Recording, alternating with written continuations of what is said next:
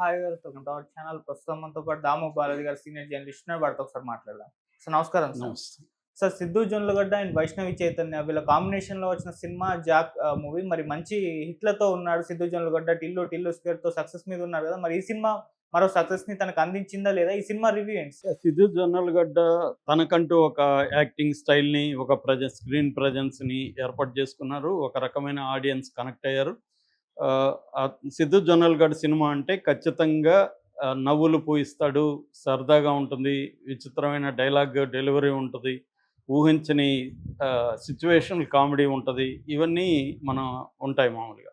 అయితే ఇప్పుడు కొత్తగా సిద్ధు జొన్నలగడ్డ తర్వాత వైష్ణవి చైతన్య కాంబినేషన్లో 'జాక్' అనే సినిమా రిలీజ్ అయింది. దీనికి బొమ్మరేలు భాస్కర్ డైరెక్టరు, తర్వాత బీవీఎస్ఎన్ ప్రసాద్ ప్రొడ్యూసరు, అచ్చు రాజామణి మ్యూజిక్ చేశాడు, విజయ్ చక్రవర్తి కెమెరా వర్క్ చేశాడు. ఇక ఆర్టిస్టులకు సంబంధించి సిద్ధు జొన్నలగడ్డతో పాటు వైష్ణవి చైతన్య, తర్వాత ప్రకాష్ రాజ్ ఒక ఇంపార్టెంట్ రోల్ చేశాడు. అట్లాగే పెద్ద నరేష్ ఉన్నాడు, సుబ్బరాజు ఉన్నాడు, బ్రహ్మాజీ ఉన్నాడు, రాహుల్ దేవ్ ఉన్నారు.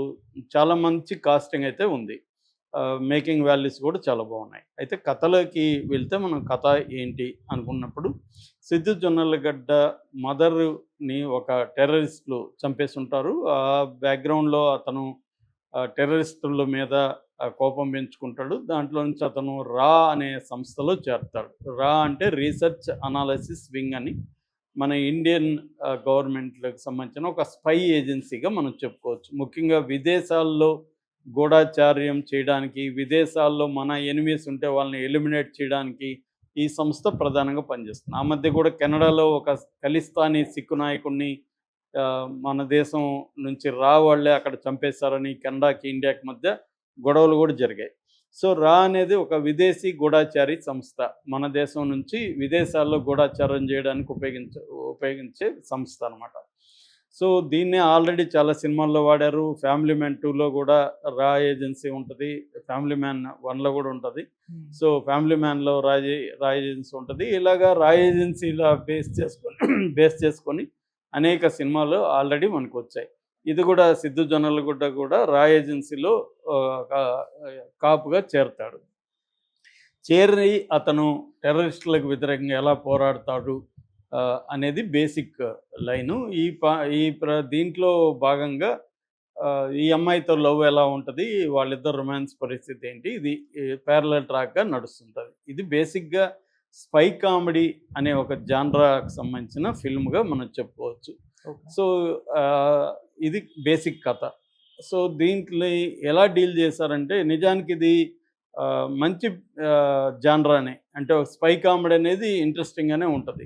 కామెడీ ఉంటుంది, యాక్షన్ ఉంటుంది. ఒక రకం ఫ్యామిలీ మ్యాన్లో కూడా స్పై కామెడీ లక్షణాలు కొన్ని ఉంటాయి. ఫ్యామిలీ లక్షణాలు, డ్రామా ఇవన్నీ ఉంటాయి. మేబీ దాని ఇన్స్పిరేషన్తో తీసుకున్నట్టుగానే అనిపిస్తుంది. కానీ దాంట్లో ఉండే ఒక గ్రిప్పింగ్ స్క్రీన్ ప్లే కానీ, ఒక నీట్గా ఉండే ఒక డ్రామా కానీ దీంట్లో లేదు. దీంట్లో ఏంటంటే ఫస్ట్ హాఫ్ తీసుకుంటే మనం సరదాగా వెళ్ళిపోయింది. అక్కడక్కడ కొన్ని సీన్లు ఉన్నాయి, అవి బాగానే ఉన్నాయి. ఇంటర్వెల్కి ముందు ఒక చేజింగ్ సీను, దాని తర్వాత ఒక చిన్న బ్యాంగ్తో ఇంటర్వెల్ బ్లాక్ పడుతుంది. అంతవరకు ఓకే, ఫస్ట్ హాఫ్ బాగానే ఉంది అన్న ఫీలింగ్ అయితే మనకు వచ్చింది. దీని ప్రాబ్లం అంతా సెకండ్ హాఫ్. ఈ సినిమాలో ప్రాబ్లం అంతా కూడా సెకండ్ హాఫ్ సీరియస్గా వెళ్ళిపోయింది, అటు వెళ్ళిపోయింది. ముఖ్యంగా నేపాల్ బ్లాక్ ఉంది. ఆ నేపాల్లో వచ్చే సీన్లు అవన్నీ పెట్టారు. నేపాల్లో వెళ్ళి రా ఏజెన్సీ ఏం చేశారనేది ఉంది. అట్లాగే ప్రకాష్ రాజ్కి తనకు మధ్య ఉన్న రిలేషన్షిప్ మీద కూడా ఎక్కువ డ్రామా నడుస్తుంది. సో వీటిలో ఇదేంటంటే, ఇట్లాంటి దానికి ఒక సీరియస్ లుక్ ఉండే హీరో కావాలి. మనకి జొన్నలగడ్డ సిద్ధు అంటేనే ఒక సరదాగా అమ్మాయిలతో రొమాన్స్ చేస్తూ, ఇంట్లో ప్రాబ్లమ్స్ ఎదుర్కొంటూ సరదాగా సాగే కుర్రాడిని మనం టిల్లు స్క్వేర్లో కానీ చూసాం. దీనికి వచ్చేసరికి ఒక తల్లిని చంపిన ఒక టెర్రరిస్టుల మీద పోరాడే ఒక గూఢాచారిగా చేయాల్సి వచ్చినప్పుడు, దీన్ని సింపుల్గా కామెడీ లాగా కొట్టేయడం, లేకపోతే అనవసరమైన రొమాన్స్ చూపించి ఆ అమ్మాయితో సెక్స్ సీన్లు అయితే బోరుగా ఉన్నాయి. కిస్సింగ్ పాట బోరుగా ఉంది. సెక్స్ మీద వీళ్ళకిద్దరికి సుదీర్ఘమైన సంభాషణ జరుగుతుంది. అదైతే థియేటర్లో ఉస్సులు గిసులు తయారవుతాయి. ఎందుకంటే ఏందిరా ఇది మీరు ఏం మాట్లాడుకుంటున్నారా అన్నట్టుగా. సో అలాగా మరి ఎందుకు పెట్టారు వీళ్ళు అనేది తెలియదు కానీ ఇది వెరీ వెరీ పూర్ రైటింగ్గా చెప్పుకోవచ్చు. అంటే స్క్రిప్ట్ లెవెల్లోనే వీళ్ళు పూర్ రైటింగ్ గుర్తించలేదా అన్న డౌట్ అయితే వస్తుంది. వీళ్ళు ఏమనుకొని చేశారా వీళ్ళిద్దరూ హీరో అండ్ డైరెక్టర్ అనే ఫీలింగ్ అయితే వస్తుంది సెకండ్ హాఫ్లో ముఖ్యంగా మనకి. నిజానికి సెకండ్ హాఫ్ బాగుండాలి సినిమాకి. ఎప్పుడైనా హిట్ కావాలంటే ఫస్ట్ హాఫ్ కంటే కూడా ఫస్ట్ హాఫ్ అటాల నడిపేయచ్చు ఎప్పుడైనా. మనకి ఇండియన్ సినిమాల ఫార్మేట్ ఏంటంటే ఫస్ట్ హాఫ్లో ఒక ఫైటు, ఒక సాంగు, రొమాన్సు ఇవి నడుస్తూ ఉంటాయి. ఇంటర్వెల్కి ముందుగా ఒక బ్యాంగ్ ఇచ్చి ఇంటర్వెల్ వేస్తారు. కథ రియల్గా కథ వచ్చి సెకండ్ హాఫ్లో స్టార్ట్ అవుతుంది. అందువల్ల సెకండ్ హాఫ్ గ్రిప్పింగ్గా తీయడానికి ఎవరైనా ట్రై చేస్తారు. ఇది రివర్స్లో ఉంది. ఫస్ట్ హాఫ్ పర్వాలేదు కానీ సెకండ్ హాఫ్ మామూలుగా లేదు, బోరింగ్గా ఉంది. మామూలుగా ఇలాంటి ఉన్నప్పుడు ఏం చేయాలంటే మ్యూజిక్తో కొంత మాయ చేయగలగాలి, పాటలు బాగుండాలి. అవేమీ లేవు. పాటలు వెరీ బోరింగ్గా ఉన్నాయి, బ్యాక్గ్రౌండ్ స్కోర్ వెరీ బోరింగ్గా ఉంది, కెమెరా వర్క్ పర్వాలేదు, ప్రొడక్షన్ వాల్యూస్ పర్వాలేదు.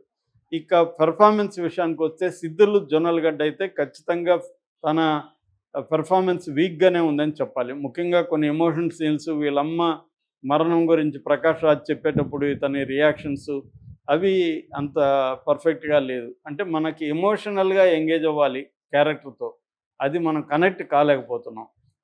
అది అక్కడ సిద్ధు జొన్నలు కూడా ఒక ఫీల్ అయినాడు. దానికి ఒక కారణం రైటింగ్ కూడా ఒక కారణం. ఎందుకంటే బ్యాడ్ రైటింగ్ ఉన్నప్పుడు ఎంత పెద్ద హీరోలన్నా దాన్ని ఎలివేట్ చేయడం కష్టం. కొంతవరకు కవర్ చేయగలరు కానీ బ్యాడ్ రైటింగ్ని కవర్ చేయడం అనేది యాక్టర్లకి వెరీ వెరీ డిఫికల్ట్ అనమాట. అందుకని చాలామంది యాక్టర్లు రైటింగ్లో కూడా కొంత ఇన్వాల్వ్ అవుతారు. ఎందుకంటే వాళ్ళు గుర్తిస్తారు ఇక్కడ బ్యాడ్ రైటింగ్ ఉంది, నాకు సరిపోవట్లేదని. ఇతను చాలామంది చెప్తారు ఇతను కూడా ఇన్వాల్వ్ అవుతాడు స్క్రిప్ట్లో కూడా, ఇతనే కొన్ని డైలాగులు రాసుకుంటాడని మామూలుగా చెప్తారు. అది ఈ సరదా అల్లరి చిల్లరి కుర్రోడు, సరదా సరదా లవ్లు, మోసాలు ఇలాంటి సినిమాలకి అతనిది సరిపోతుంది. కానీ ఇది ఒక serious, engaging, emotional, patriotic cinema ఇది. దానికి కావాల్సిన లక్షణాలు ఏవి కూడా వీళ్ళు వర్కౌట్ చేయడంలో ఒక లెథర్జీ కనిపిస్తుంది, ఒక సోమరితనం కనిపిస్తుంది. స్క్రిప్ట్ వర్క్ సరిగా చేయలేదన్న ఇది మనకు కనబడుతుంది. ఇక కామెడీ, ఇది స్పై కామెడీగా తీశారు. కామెడీ కూడా పెద్ద వర్కౌట్ అయినట్టుగా మనకు కనబడలేదు. రొమాన్స్ అయితే వీళ్ళిద్దరి జంట అసలు బాగాలేదు. ఈ అమ్మాయి పొట్టిగా ఉంది, ఇద్దరు కలిసి ఇది ఉన్నప్పుడు అసలు ఏంద్రా వీళ్ళిద్దరు లవర్స్ అయినా అన్న ఫీలింగ్ మనకు వస్తుంది. అంటే వర్కౌట్ అవ్వాలి, ఈ కెమిస్ట్రీ స్క్రీన్ మీద అసలు వర్కౌట్ అవ్వాలి. అమ్మాయి పెర్ఫార్మెన్స్లో ఏం తప్పు లేదు, బాగానే చేసింది. కానీ వీళ్ళిద్దరి కాంబినేషన్ కెమిస్ట్రీ ఏదైతే ఉందో అది వర్కౌట్ అవ్వాలి. అప్పుడే రొమాన్స్ కానీ వీళ్ళిద్దరి మధ్య ఎంగేజింగ్ సీన్లు కానీ వర్కౌట్ అవుతాయి. అక్కడే దెబ్బ కొట్టేసింది. సో మిస్కాస్టింగ్ అని చెప్పొచ్చు వాళ్ళిద్దరు కాంబినేషన్. మిగతా ఆర్టిస్టులు రొటీన్గా చేసుకుంటూ పోయారు. Prakash Raj very very routine acting, మిగతా అందరూ రొటీన్. ఎందుకంటే స్క్రిప్ట్లో ఏం లేనప్పుడు ప్రకాష్ రాజ్ లాంటి వాళ్ళు అర్థమైపోతుంది దీంట్లో ఏం లేదని, రొటీన్ కొట్టేసుకుంటూ వెళ్తారు వాళ్ళు. సో వాళ్ళకి ఇంకా దీంట్లో పెద్దగా చించుకొని మనం హోంవర్క్ చేసి చేయాల్సింది ఏం లేదు, ఇవి కొన్ని వందలు చేసేసాం అని చెప్పి వాళ్ళు రొటీన్కి వెళ్ళిపోతారు. సో క్లియర్గా ఇది భాస్కర్ ఫెయిల్యూరు రైటర్గా, డైరెక్టర్గా. అండ్ సిద్ధు జొన్నలగడ్డ కూడా అంత ఎఫెక్టివ్గా అయితే చేయలేదు. 2 గంటల 10 నిమిషాలు సినిమా బేసిక్గా. బట్ మనకి చాలాసార్లు చాలా పెద్ద సినిమా ఏమో అన్న ఫీలింగ్ అయితే వస్తుంది. అంటే చాలా అందరూ కష్టపడ్డారు, ప్రొడక్షన్ వాళ్ళు చాలా బాగా చేశారు, ప్రొడ్యూసర్ని మనం అప్రిషియేట్ చేయాలి. నేపాల్ వీళ్ళంతా పోయి చేతి సీన్లు వాటికంతా మంచి ఖర్చు పెట్టారు. కానీ బేసిక్ ప్రాబ్లం స్క్రిప్ట్లో ఉంది. ఈ అబ్బాయి ఈ క్యారెక్టర్కి ఆ అబ్బాయి తాను అంటే సిద్ధు జొన్నలగడ్డ తాను అడాప్ట్ చేసుకొని ఆ క్యారెక్టర్ మోల్డ్ అవ్వడంలో కూడా మనకు ప్రాబ్లం కనిపిస్తుంది. అంటే తన రెగ్యులర్ జానరా నుంచి కొంత పక్కకి వెళ్ళి చేయడం మంచిదే, కానీ దానికి తగినట్టు మారాలి. ఇప్పుడు మనం నాని చూస్తే నాని కూడా కామెడీ అవి చేసుకుంటూ సీరియస్ సినిమాలు చేసేసరికి నాని కంప్లీట్గా చేంజ్ ఓవర్ మనకు కనబడుతుంది. అంటే బిలీవబుల్గా ఉండాలి ఆ క్యారెక్టర్. ఒక తల్లిని కోల్పోయి రాలో చేరిన ఒక వ్యక్తి క్యారెక్టర్, ఆ ఎమోషనల్ డెప్త్ అది సిద్ధులో మిస్ అయినట్టుగా మనకి అర్థమవుతుంది. Okay sir, thank you so much.